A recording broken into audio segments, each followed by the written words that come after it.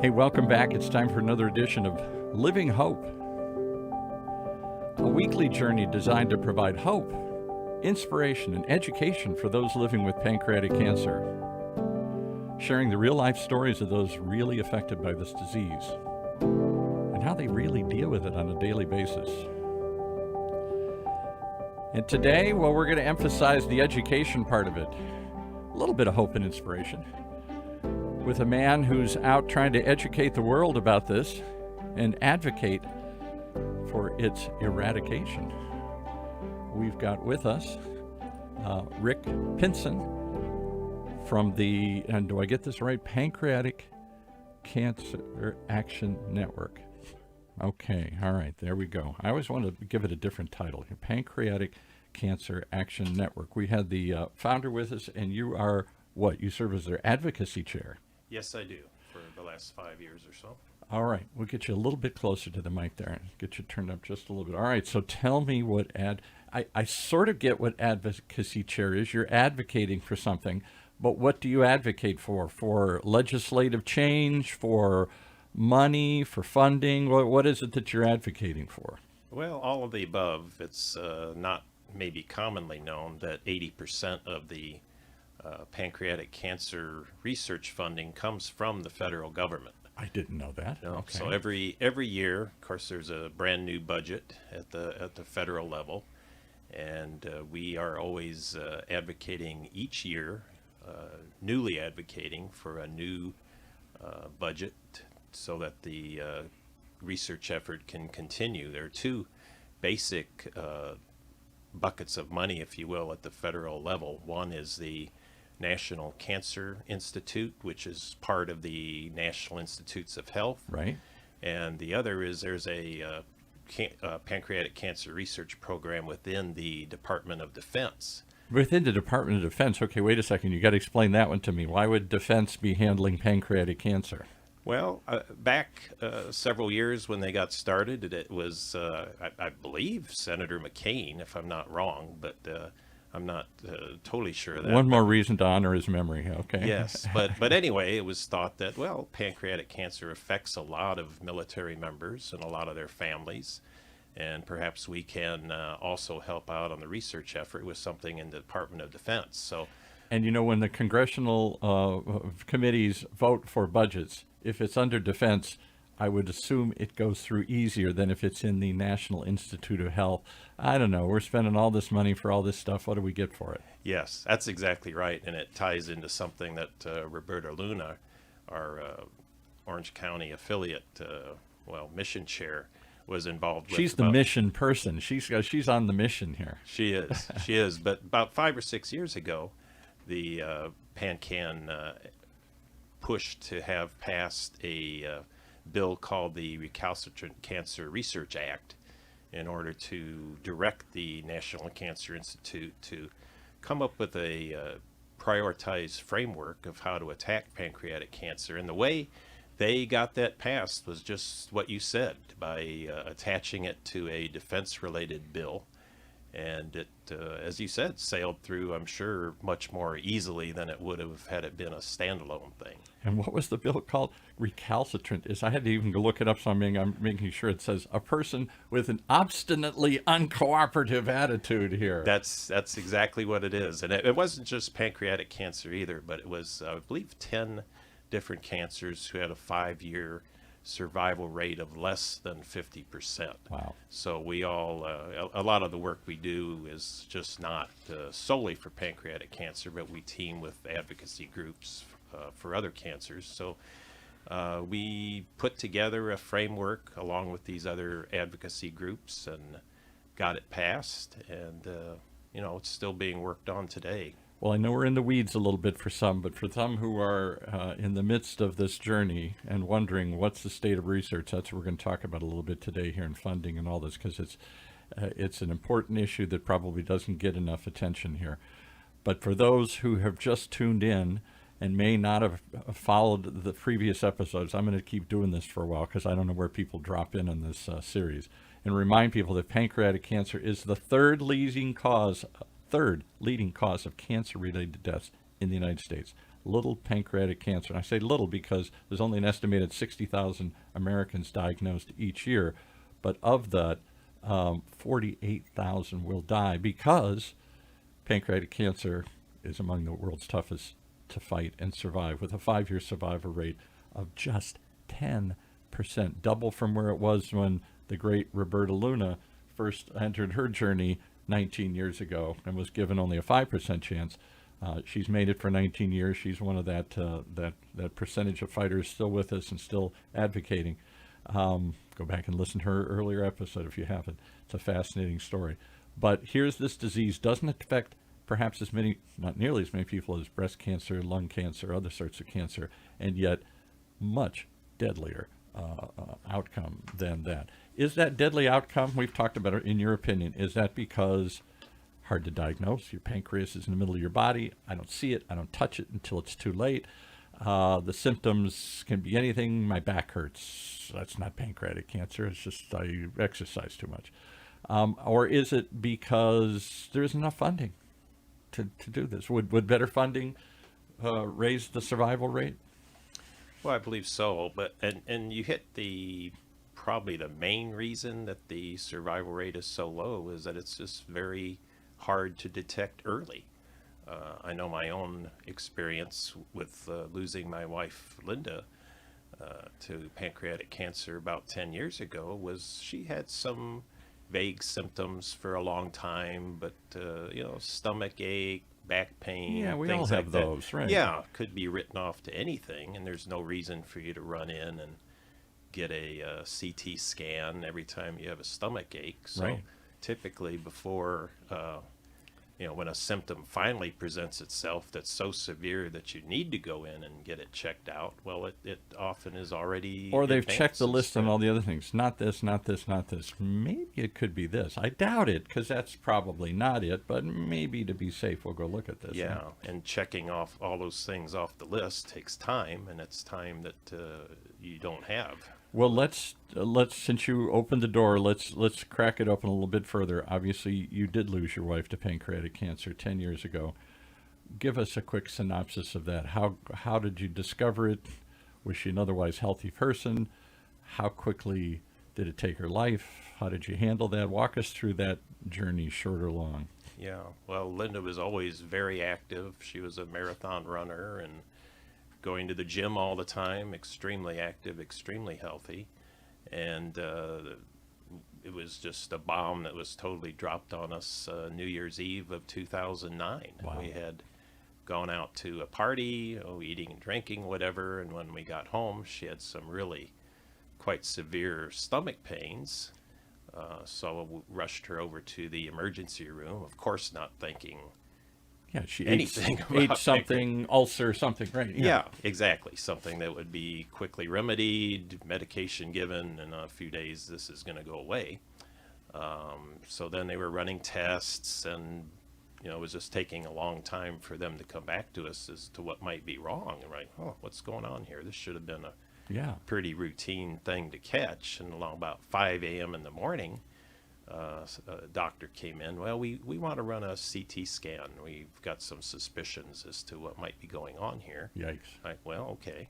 Still having no idea what that might mean. Right. A couple hours later, they come back with the results that, here's a clearly visible tumor, and it certainly looks to us like, you should check with an oncologist to be sure, but it certainly looks to us like she's got pancreatic cancer.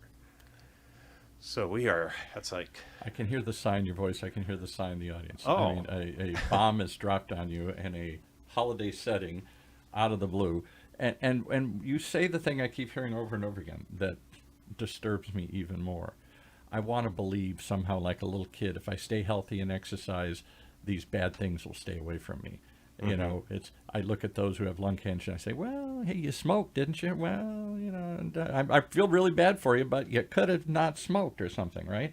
Heart disease, were you eating bad, not exercising? You could have done something here. I don't hear that I could have done anything to stop pancreatic cancer, at least not that we know of right now. No, nothing that we've conclusively proven. If you do this, then it won't Yeah. happen. if you stand in your head and hop around 3 times daily, you won't get pancreatic cancer. I Yeah. don't hear that. Or eat something or do something. I don't hear that preventative cure. No, and that comes back to research. It's one of the things we're looking at is how can we detect this? I mean, A, can we prevent it? That would be best. Right. But B, can we detect it early enough? Why can't we do a blood test, as other cancers can show up in the blood? Well, that's a major focus of our research. We haven't found that protein in the blood or anything that we can look at that's reliable. Yeah, because everybody goes now, particularly over a certain age. I'm over in my 60s, so recommended I go get a thing, and they test. That's how they see if I've got prostate cancer, if my PSA, whatever that is elevated. There are other sorts of cancers that I understand. I don't know what they are, but are detectable as well. They run kind of a generic scan. Not all cancers are detectable that way, but some are. But clearly this one is not. Not yet. We're certainly hoping we come up with something where just as part of your routine annual physical, you could run a blood test, saliva test, something that's non-invasive is just part of your routine Say, exam. oops, there's a tumor growing. We better check this out. There's some spike in something, and they go in and catch this thing early. Because Yes. if you catch it early, I would assume, maybe I'm wrong, that you could radiate it with some degree of success, zap it, or perhaps cut it out.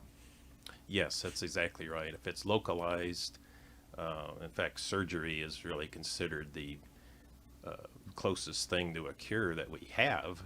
If it's localized, you can go in, cut it out, have margins around what you've cut out. That's really But if really it's what grown we're too aiming. big and it's intertangled itself, tangled in, I guess, somehow, or at some point they become inoperable. Yes, and that was my experience too with Linda. After 3 or 4 weeks, of trying to figure out what to do. Yeah, what the heck is this? Right? We had gotten to a surgeon at USC who felt he could go in and take it out. So we scheduled her for surgery. She went into the operating room. Of course, several of us were in the waiting room waiting for her, and then the doctor came out. They had told us, okay, this will be maybe a 5 or 6 hour procedure, but Right. after about 45 minutes, he came out and said, well, we got in there and we found that it had spread. We couldn't tell that till we went in because the metastases were too small to show up on the CT scan. But once we got in there, it has spread. So they've figured out it just doesn't benefit the patient to try to do a surgery and take part of it out, because by the time they recover, everything else has grown and Yeah. you just haven't made any progress. So Wow. All right. How long did this journey last? almost 3 years. Okay. After the surgery failed, we were fortunate to get a couple of good oncologists who prescribed the state-of-the-art chemo at the time, and it was extremely successful for quite a while. Any hope in targeting that? I read more and more. The future is I somehow inject it and it only goes to this one spot, as opposed to the old idea of chemo that a doctor once described to me as trying to remove a sliver with a sledgehammer. You sledgehammer the entire body trying to find that one little sliver of cancer. Oh, exactly. The one of the main focuses of our research now is looking at the genetic makeup and specific mutations that present on a cancer. Everybody, I mean, we use the umbrella term pancreatic cancer, but when you get right down into the genetic level, there are a lot of different mutations that might be involved. There in isn't each one individual pancreatic cancer. There's different types. Some are more aggressive, some are different. Yes, exactly. And we're finding that each type of mutation warrants a different type of treatment or a different type of chemo. Or Does it ever go into remission? Some cancers just magically stop growing and they don't know why, and then they restart or they never start, or It does happen. I mean, I've read of stories like that, just miraculous remissions, and you really can't point to anything that you did or didn't do that caused it. I'm a Catholic, so I guess I'd go to Lourdes in France or something. Yeah. Well, we did that. You did that? We did that. We got some holy water from Lourdes, and And we tried everything. People may be smiling or rolling their eyes, but at that moment, what other choices do you have but to be unconventional and try anything and everything, right? Absolutely, absolutely. I mean, why not? Right. Why not? Why make the decision yourself that something's not going to work without trying it? That doesn't make any sense at all. So we did do that. So in the end, it took her life. Yes. What was that 3-year period like? Ups and downs, hope, and then lack of hope, and was it? It must have been stressful. I don't know. You tell us as much as you feel like sharing here, but I'm trying to pass this along to others who may be looking ahead and saying, what will the next few years be like here? Well, the first phase is very tough, and I'm sure everybody has this experience where, in our case, we're in some emergency room and we're told, oh, she's got pancreatic cancer. Okay, Right. what does that mean? Right. What's the prognosis? Of course, at the emergency room, they didn't really have any They information. don't that tell would you help. there. Yeah, they No. just say, go talk to somebody. So then, we go home. Of course, then it's New Year's Day. Nothing's open. No doctors are open. Ugh. Blah blah blah. So we've got the whole day to just kind Worry. of be in despair and think the worst. Right. And wow, is there anything we can do? In fact, I don't believe the first day we even called and talked to anybody about it, because well, they're going to have a bunch of questions for us, and we don't have any answers for them anyway. So. That would be the worst for me because my mind would run wild. Oh, well, it does. It does. Like, is she going to be gone next week? Today? How painful is it going to be? Yes. And you don't think of anything except the worst possible scenario. Right. And, I don't. Some people think, oh no, they're always positive. My father was always positive. The glass is half empty for me. I'm always looking at the worst case scenario. Uh-huh. Well, and we got more to that after the first few days. And of course, you're get in a mode of calling around, research the internet, who can help, what are the possibilities, what can we do? Does the internet help or hurt? And I'll say this I'll explain that before I let you answer here. On the one hand, we want knowledge, and 20 years ago when Roberta started her journey, I suspect the internet was not very, if it was around, it wasn't very filled with stuff. On the other hand, you can get so many wild ideas, crazy theories, confusing, contradictory, maybe even ideas. It may not help. It may just confuse you. Yeah, well, it's hard, and you touched on it earlier, where you're in kind of a mode of desperation and grasping at straws, and what can we do? So sometimes you can see things on the internet that are just complete rubbish, but you reach for it. You reach for it. Yeah, you Right. do. In our case, the internet was a godsend, because through that, just through a random search, we were able to find Pancan. There you go. Which is how Pancan was founded, because the original founder, Pamela, couldn't get any good information. Yes, she tried to do the research and was shocked to find, wow, there's just nobody around that can help. So she founded an organization that does help. Right.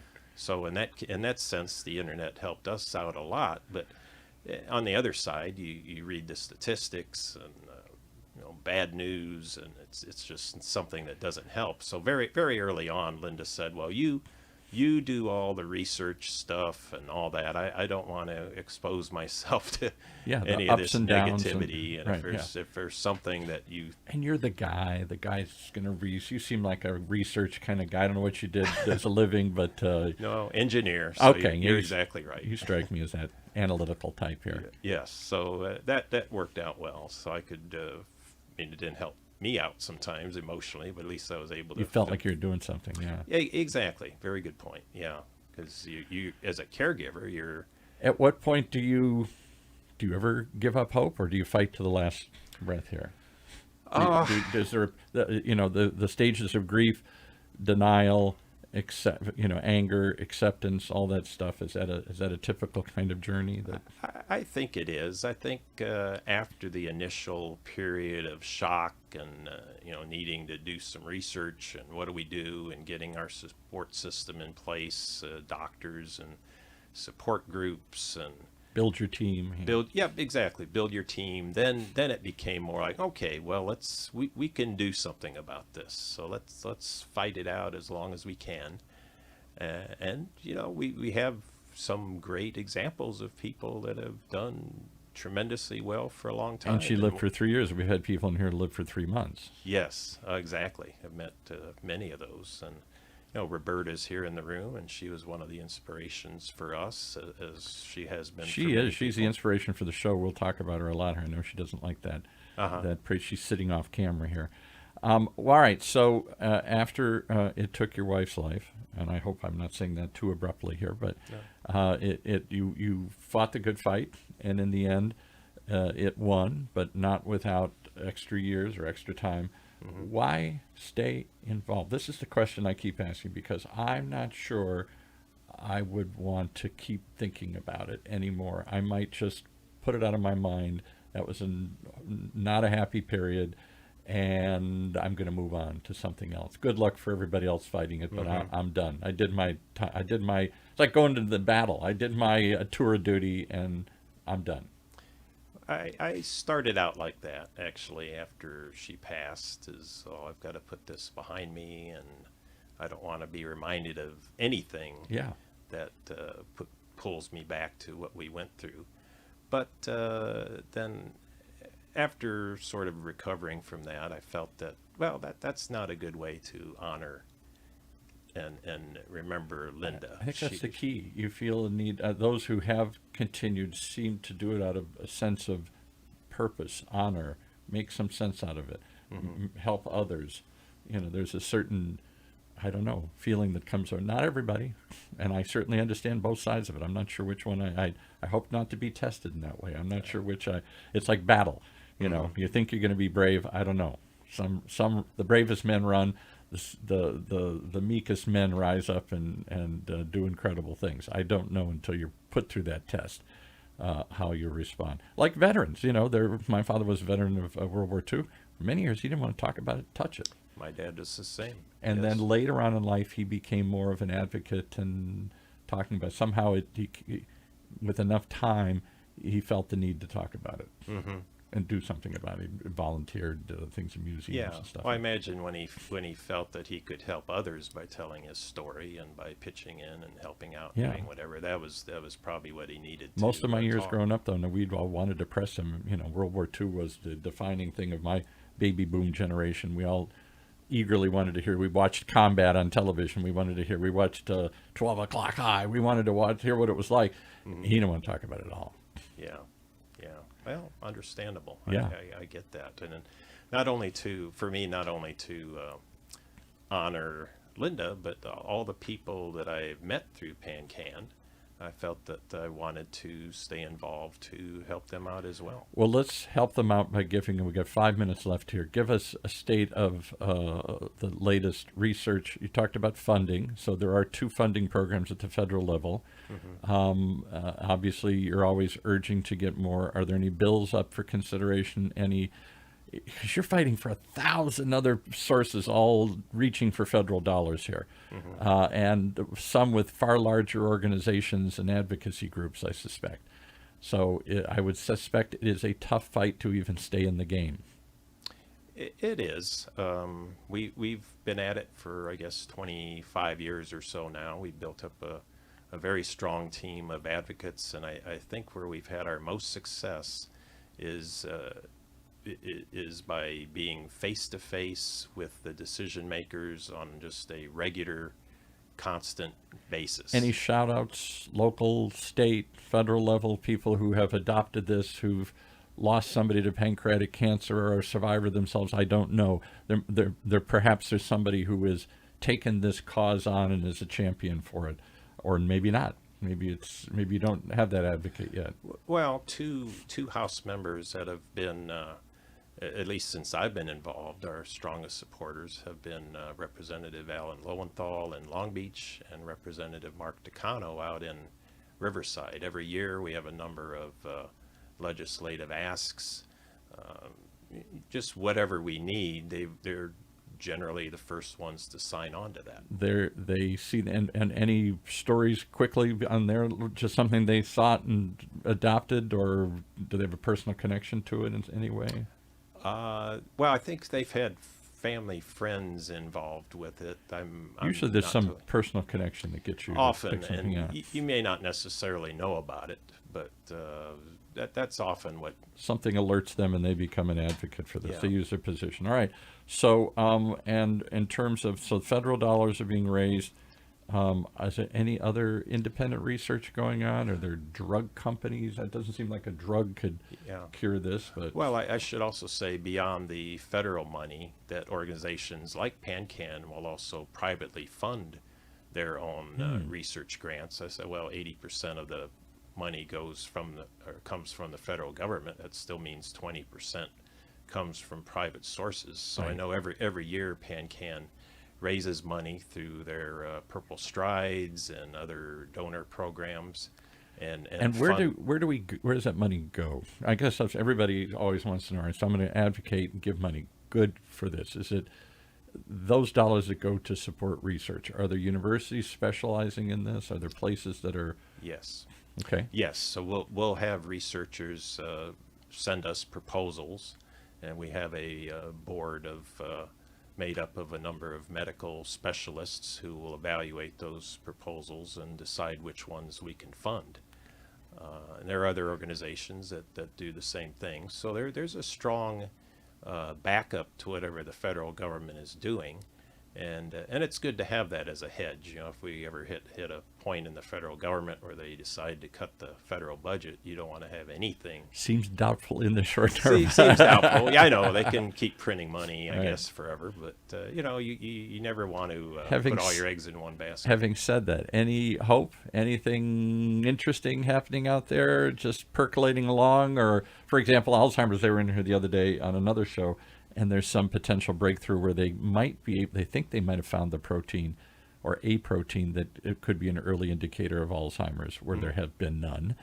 So it could be potentially hasn't been determined yet, but first some studies out suggesting it. Anything hopeful on the horizon here? Well, the genetic research I mentioned earlier, that's a big one, because if we can identify different targets for treatments and come up with more specialized treatments for each of those targets, then we get away from what we've always done historically, which is, okay, we've identified pancreatic cancer. We have maybe 2 or 3 drugs that we can just throw at it and hope something matches Radiate up. the whole body and hope we get it here. Yeah, kind of the shotgun approach where we're just going to blast everything in sight and hope we hit something. But now we can move to a much more targeted, laser-like, approach to treatment. Where is That's- most of the fund? Are there any universities specializing in this? Any research centers you want to shout out? John Hopkins seems to come up periodically. Yes, well, that's a big one, and there are a number of them across the country, and I probably wouldn't start to list them because Because you'll I would forget leave one, some yeah, out. right. But another big focus of research is using our own immune system to fight cancer, because at least in the pancreatic cancer and probably other cancers, they mask themselves from being identified by our immune system. If we can remove that masking, then our immune system can recognize that there's a foreign invader in our body and attack it themselves. Go And get it. then you're not worried about, with chemo or some external agent, you've always got side effects. Horrible side effects. Yeah. I know, but if you Severe. if you can get your own immune system to do the fighting, you eliminate that. So So what would you tell people as we wrap up here? You're the advocacy hope, or you're the advocacy giving people hope. You're on the forefront. You're on the front lines fighting the battle to get funding, to find research, and to keep it front and center on people's mind. Partly to raise money, partly to raise awareness, and partly to move the needle, move the ball down the field. We'll use some sports analogies here. You're the one that keeps pushing it, you and others like you. Give us a current state of advocacy. We're behind the curve. We're ahead of the curve. We can always use more, but I don't know. we can always use more. I know in the last 5 or 6 years, it seems like we've developed more of a bipartisan team that supports this funding. That's a So phenomenal step in itself there, yeah. In a world where two sides don't agree on anything anymore. Yeah, exactly. So the message is there is hope. We're heading in the right direction. Just the statistic you mentioned earlier, where we've doubled the survival rate from 5 to 10% in the last several years. I mean, it's still a small number, but when you think about it as well, we doubled it. And if we double it again. three more times, we'll pretty much be there. What would you tell to somebody who's living this right now? What's your takeaway? Certainly go to places like PanCan. There's support, there's information. Tune into the show. We'll come back over and over again. But beyond that, what's your quick thought? Yeah, quick tip is always have hope. Be realistic. In fact, when I was in a support group early on, the gentleman that was in there gave me a tip that I've always remembered is don't have false hope, but don't have false hopelessness either.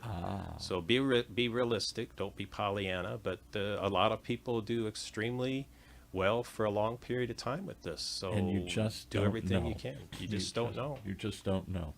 Well, you do know. You know a lot. We appreciate you coming in. We hope you'll come back with some updates along the way, and I hope we can get some actual researchers on the phone or in here to talk about what they're doing or what the hope is for finding a cure or better treatment programs or early detection programs. Lots of areas we can look for hope here, and we hope to bring you updates on all that along this journey. Thank you so much. Thank you for joining us here. Give us the number again. We're going to give it out here in a second, but give us the number for PanCan. Do you know it off the top? If not, I've got it here. Oh, go ahead. Sorry. All right, I'll do it. All right. Thank you so much for joining us.